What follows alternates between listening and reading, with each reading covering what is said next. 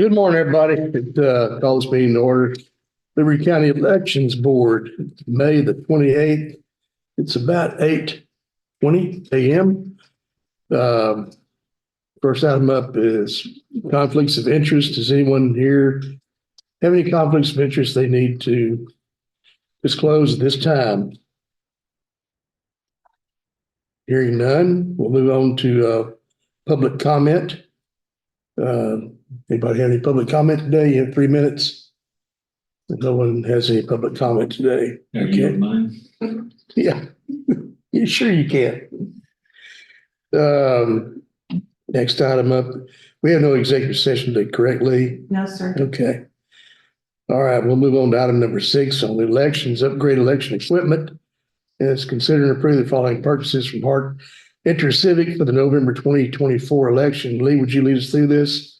Yes, sir. Real briefly, we have not upgraded or made improvements to our election system since we bought it in January of 2019. The printers, as printers go, are not in great shape. You know, they're not really designed to last that long. They're also no longer supported. We're on a lower version of the software, the original version that we bought that is quickly or at the end of this year will become no longer supported status.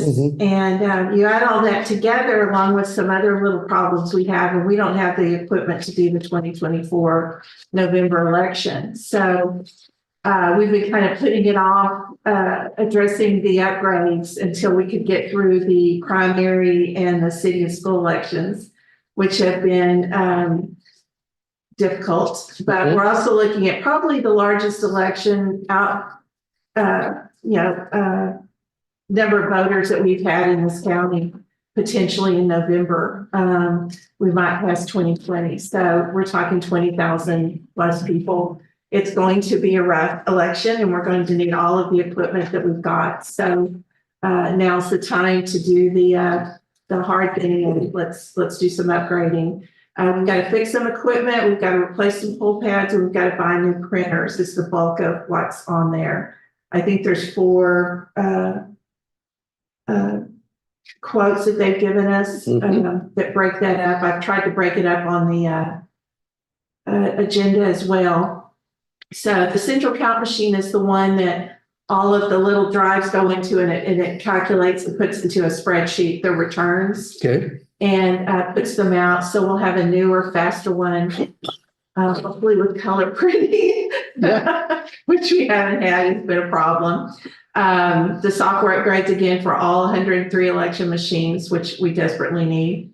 They're supposed to come down and do that, I believe, right, Darian? Yes. They're going to come down and fix some of the ones that we've had problems with, and work on them as well. And then we're going to replace the Oki data printers we have with Brother printers, which are the current printers they are using. We're going to keep some of the old printers as backups, but a lot of them will be turned over for salvage. Some of them just are not printing correctly anymore. I think we had 19 that printed incorrectly during the primary that had to be hand counted. That was big fun. So it really does mess our system up when the printers don't work right. Yep. And we just don't have enough anymore. You know, there's just, they're worn out. Cars wear out bad in 5 years, 6 years. Well, the printers have worn out too. Another problem that we had is that we were doing a last in, first out inventory management, which means that there were certain sets of printers that were being used heavily and some that were barely being used at all. That is a system we are going to change with the new equipment. The printers that we're using are the ones that were barely used at all. We're going to keep them back as extras. So we're just buying the number of printers we need up front, and then we're going to hang on to some of the old ones for backups if we need them. And that's the bulk of it. The pull pads are no longer supported either. So we have to do full replacements on those when those die out. But like they're Apple iPads. So the connections get bad, the screens cracked, and this and that. We've been maintaining them as much as we can, but we've just got 5 that the printers on those, it won't work anymore. The poll pads are just a goner, so we have to replace the poll pads. Okay. And we think that that will get us through this big November election. So do y'all have any Okay. questions? What's the total number? Oh, gosh. I didn't get calculated. What's happened? I don't remember. It's 65 to 80, somewhere in there. I can't remember. I know the printers added more to it. Mhm. So real quick, we've got 6, 13, 18, 68, 69, 78, we're at 80.